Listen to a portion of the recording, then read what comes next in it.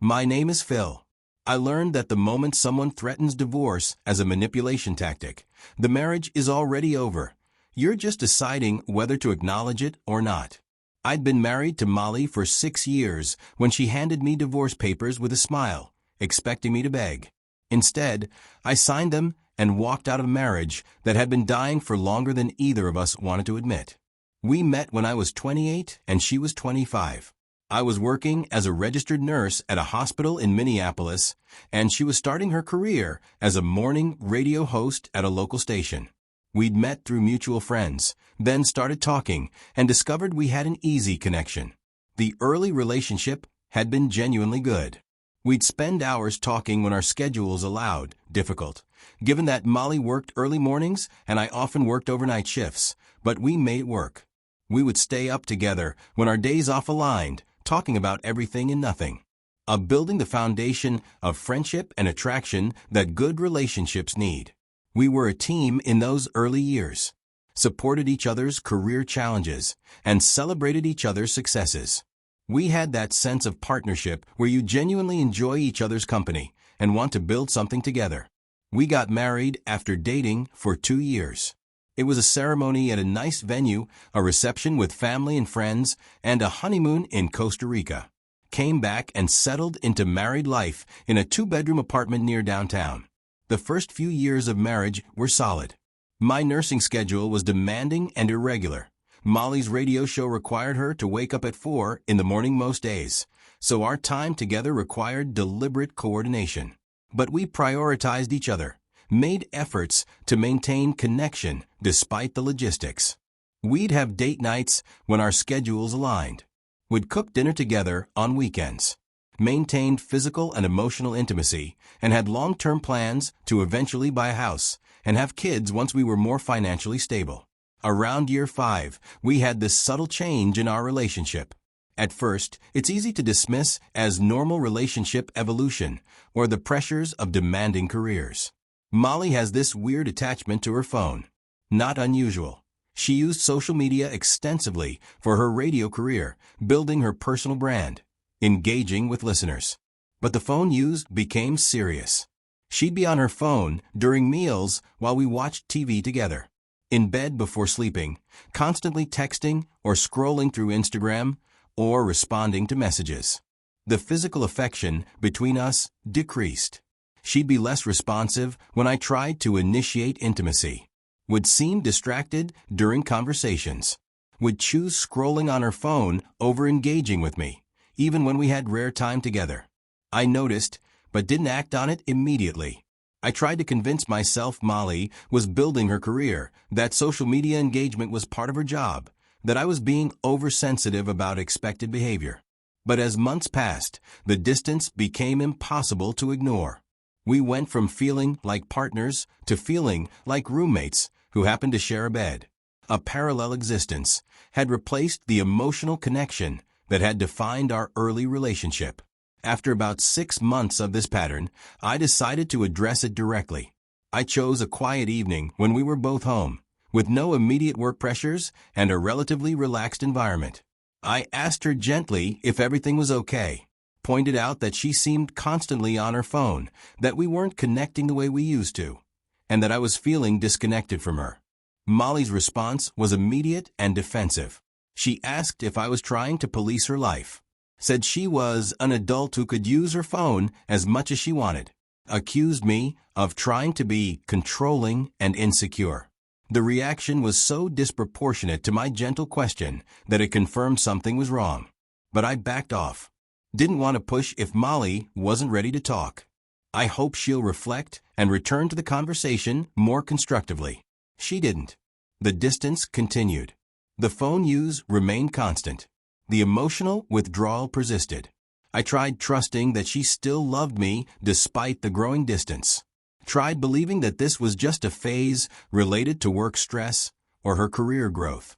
That we'd eventually reconnect if I gave her space and time. But things didn't get better. They got worse. By about 8 months into this pattern, I decided I needed to understand what was actually happening. Whether my concerns were legitimate or whether I was being paranoid and controlling, like Molly accused. So I started paying closer attention to observing patterns. When Molly was on her phone, what was she doing? How she'd react when messages came through. Whether she angled her screen away from me. All the signs were there once I knew to look for them. The way she'd smile at messages, then quickly compose her expression. How she'd take her phone to the bathroom with her. There were so many things I noticed. I needed to see her phone. Not to violate her privacy for its own sake, but to confirm or disprove what I was increasingly suspecting. It took weeks to find an opportunity. Molly was protective of her phone, always had it on her or locked in her bag, and never left it unattended where I could access it. Then one evening, I came home from a 12-hour shift, exhausted and hungry. Molly was at the dining table with her laptop open, intensely focused on whatever she was working on. She barely looked up when I came in, just said she had a work deadline for a segment prep that needed to be finished that night, and couldn't break concentration to make dinner. Asked if I could use her phone to order food from our usual delivery app. She handed it to me without looking, still absorbed in her laptop work. I took the phone to the kitchen, ordered food from our favorite place. Then I looked back at the dining room. Molly was still completely engrossed in her work, with headphones on. I decided to open her messages quickly. I started with iMessage. Nothing particularly notable there. Work conversations, messages with her family, and regular exchanges with friends I knew. Then opened Instagram. She had thousands of followers from her radio work and was relatively well-known locally. Her direct messages were extensive. Scrolled through them quickly. Lots of messages from listeners, professional contacts, and friends. Then saw a conversation near the top that made my stomach drop. Messages with someone named a guy I've never heard of. The last message showed flirtatious content. Opened the whole conversation. What I found was worse than I'd expected. Months of messages. Daily conversations that were emotionally intimate and clearly flirtatious. He complimented her appearance. She responded with playful emojis and suggestive comments. References to jokes and shared experiences I knew nothing about. He'd call her beautiful, and he'd wish they could spend more time together. She'd say she was working on that. Not explicitly sexual, but deeply inappropriate for a married woman. Emotional affair territory at minimum. And this guy wasn't the only one. I scrolled through and found similar conversations with 2 other men. All following the same pattern: flirtation, emotional intimacy, her giving them attention and validation she wasn't giving me. I took screenshots quickly, sent them to my own email, deleted the screenshots from Molly's phone, returned to the main screen just as the food delivery notification came through. I went back to the dining room, told Molly food would be here in 20 minutes. She nodded absently, still focused on her laptop. I sat on the couch feeling numb, wanting to confront her immediately, but knew that doing it while she was stressed about work and I was exhausted from my shift wouldn't lead anywhere productive. So I waited until the next day.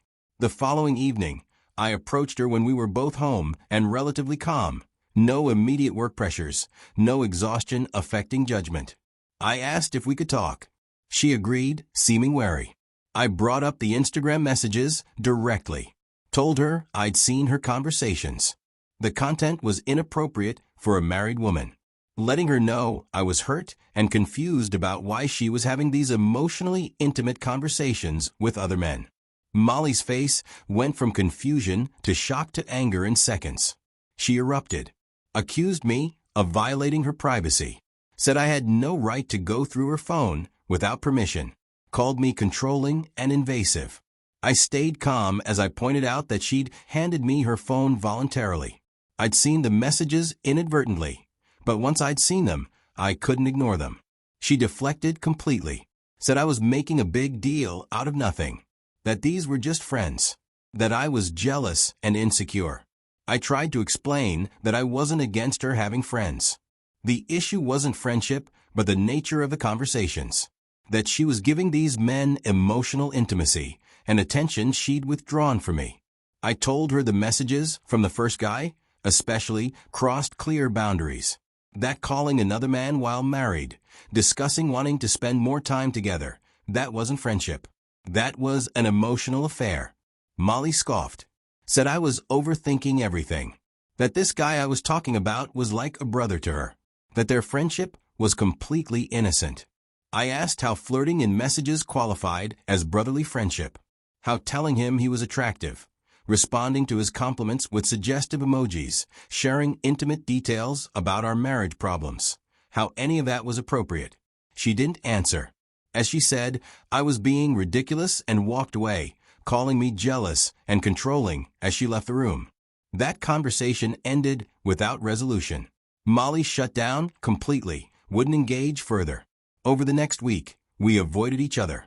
I worked my nursing shifts, Molly did her radio show, and whatever else filled her time. We existed in the same apartment but barely spoke. The silence was heavy, but also clarifying. It gave me time to process everything, to understand that the distance I'd been feeling for months had a specific cause. Molly had been investing emotionally in other men while withdrawing from me. After a week of this cold distance, I decided to try one more time, to give our marriage a genuine chance by addressing the issue directly and asking for specific change. I approached her one evening, said we needed to talk about our marriage, that I couldn't continue living in this limbo. Told her I was willing to work on our relationship, to address whatever she felt was lacking from my side. But I needed her to cut off contact with these other men she'd been having inappropriate conversations with. That we couldn't rebuild our marriage while she was emotionally invested in someone else. Molly's expression hardened. She said she was tired of my insecurity, that she wasn't going to end friendships because I couldn't handle her having male friends. I tried to explain again that the issue wasn't male friends in general. It was specific men with whom she was having emotionally intimate, flirtatious conversations. Those relationships were threatening our marriage. She stood up abruptly, walked to her work bag near the door, pulled out a stack of papers, and placed them on the coffee table in front of me. Divorce papers, already filled out with our names and information. She looked at me with this expression that was part challenge, part smugness. Said if I couldn't accept her friendships, we might as well not be married. That she wasn't going to live under my control and jealousy. I stared at the papers and couldn't describe the feeling that washed over me. This was it, the moment of truth. Molly was using divorce as a threat, as leverage to get me to back down and accept behavior I knew was wrong. She was trying to force me to choose between my self-respect and my marriage. The choice was clearer than she'd expected. I picked up a pen from the side table, flipped through the papers to the signature lines, signed each one carefully and deliberately, then slid the papers back across the table to her, told her simply that if our marriage had come to this, to her threatening divorce rather than respecting basic boundaries, then there was nothing left to fix. The smile drained from Molly's face immediately. She started backtracking, said I'd misunderstood, that she didn't mean we were actually getting divorced, that she just wanted me to understand how serious she was about not ending her friendships. I cut her off gently, told her she'd wanted me to surrender my self-respect, to accept her having inappropriate emotional relationships with other men because she valued those relationships more than she valued our marriage. Said she'd gotten her answer, and I wasn't going to live like that. I stood up, took my car keys from a counter, walked toward the door. Molly was calling after me, saying we needed to talk, that I was overreacting, that the papers weren't even real. I left anyway, got in my car, and drove. I went to a coffee shop and sat there for hours, processing what had just happened, understanding that my marriage had effectively ended in that moment. When I finally went back to the apartment late that night, Molly was waiting up. She tried to explain that the divorce papers weren't legitimate, that she'd downloaded a template online, filled it out to make a point, hadn't actually filed anything. Said she just wanted to shock me into seeing how unreasonable I was being. It was meant to be a wake-up call, not an actual threat of divorce. I listened without responding, realized it didn't matter whether the papers were legally filed or just a printout from the internet. What mattered was that she thought threatening divorce was an appropriate way to manipulate me into accepting her emotional affairs, that she'd valued her inappropriate friendships over our marriage enough to use the nuclear option as leverage. The papers being fake didn't change what they revealed about how she saw me and our relationship. I told her I needed space, so I slept in the guest room that night. The next day, I called in to take a personal day from work. Made an appointment with a female divorce attorney, someone a colleague had recommended during his own divorce. I met with the attorney that afternoon, explained everything to her. The attorney was direct. She asked if there were children or significant shared assets. I explained we had no kids, jointly leased our apartment, had separate vehicles, shared some savings and retirement accounts, but nothing too complicated. She said we'd file, serve Molly, go through a mandatory waiting period and mediation, divide assets, and finalize everything within probably a year if it went smoothly. I authorized her to proceed. I wanted the marriage to be officially ended. Over the next few days, I started preparing to move out. Didn't want to live in the apartment with Molly while the divorce proceedings happened. The environment was too toxic, too full of failed history. I found a one-bedroom apartment available for immediate occupancy. Smaller, more expensive than splitting rent on our current place, but I needed my own space. I signed the lease and started packing my belongings. Molly watched this happen, growing increasingly panicked. She kept trying to initiate conversations about working things out. Said she'd cut off contact with the other guys if that's what I wanted. That we could go to counseling, fix our communication, and save the marriage. I told her it was too late. That threatening divorce had shown me she didn't value our marriage the way I did, and that I couldn't trust someone who'd use our relationships and as a manipulation tactic. She started crying. Said she realized she made a mistake as she reflected. That she'd been stupid and scared and hadn't meant any of her threats. I felt sympathy for her pain, but with no urge to fix it. Whatever love I'd felt had been buried under months of emotional distance, inappropriate relationships with other men, defensive anger when confronted, and finally the divorce threat. There was nothing left to salvage. Molly was served with actual divorce papers about 2 weeks after I'd signed her fake ones. My attorney handled the service through a professional process server. After being served, Molly started calling constantly, texting, leaving voicemails, saying we needed to talk, that the papers had been just a bluff, a stupid mistake, that she missed me, that she loved me and wanted to fix everything. I didn't respond other than to tell her to send all communication through my attorney, as my attorney instructed. The divorce process took over a year to finalize. Minnesota required a waiting period. We had to go through mediation to divide assets. Had to negotiate details even though we didn't have complicated holdings. Molly tried multiple times to use the proceedings as opportunities to talk about reconciliation. She would send messages through her attorney about meeting in person, about reconsidering the divorce. I declined every attempt, maintained firm boundaries through my attorney, and focused on finalizing the legal dissolution as efficiently as possible. The asset division was relatively straightforward.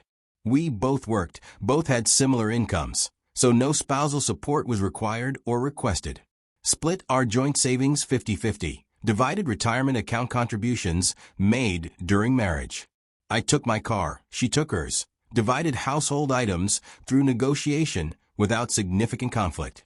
The divorce was finalized about 14 months after I'd first consulted with a divorce attorney.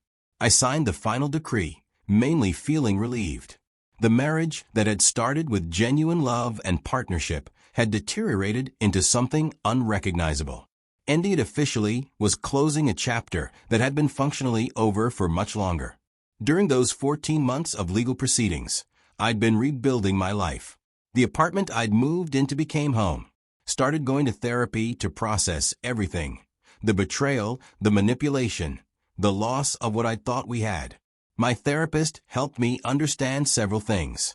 Molly's behavior suggested someone who checked out of the marriage emotionally long before, but didn't want to be the one to end it officially. That by threatening divorce but expecting me to refuse, she'd been trying to have it both ways. Freedom to pursue other connections while keeping me as security. The therapist also helped me see my own patterns, how I'd ignored warning signs for months because I'd wanted to trust her, how I tried to fix things by being understanding rather than setting firm boundaries earlier, and how I needed to develop better skills at recognizing manipulation and protecting myself.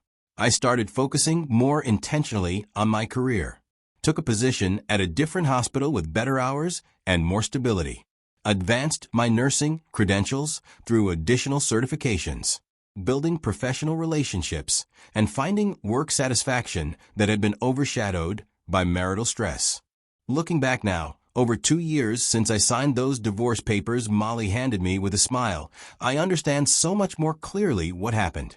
I learned that threatening divorce is emotional abuse. It's using the nuclear option as a manipulation to force compliance. Once someone does that, the relationship is fundamentally broken, regardless of whether they meant it or not. I learned that emotional affairs are still betrayals. Giving emotional intimacy, attention, and romantic energy to people outside your marriage violates the relationship, even if it never becomes physical. I learned that defensive anger, when confronted about legitimate concerns, is a red flag. Molly's immediate pivot to accusing me of being controlling when I'd raised reasonable questions about her inappropriate conversations was classic deflection from someone who knew they were wrong. I learned that someone's actions reveal their priorities more clearly than their words. Molly could say she loved me and valued our marriage all she wanted. Her actions, the emotional affairs, the phone obsession, the withdrawal, the manipulation, showed what she actually prioritized. Most importantly, I learned that self-respect requires action, that I couldn't preserve both my dignity and a marriage where I was being disrespected, that choosing myself over a broken relationship wasn't selfish, it was necessary. If I'd stayed, we would have fallen back into the same patterns. Molly would have been more careful about hiding her inappropriate friendships, and I would have been more anxious about monitoring her behavior. We'd have lived in distrust and resentment disguised as reconciliation. The divorce was the right choice. Painful, yes, but necessary for both of us to move forward. Molly needed to face the consequences of her choices rather than have me absorb the impact, while she remained unchanged. I needed to escape a situation where I was being manipulated and disrespected. I don't wish her harm. I hope she eventually learned from everything and built healthier relationships. But I'm grateful every day that I'm no longer in that marriage.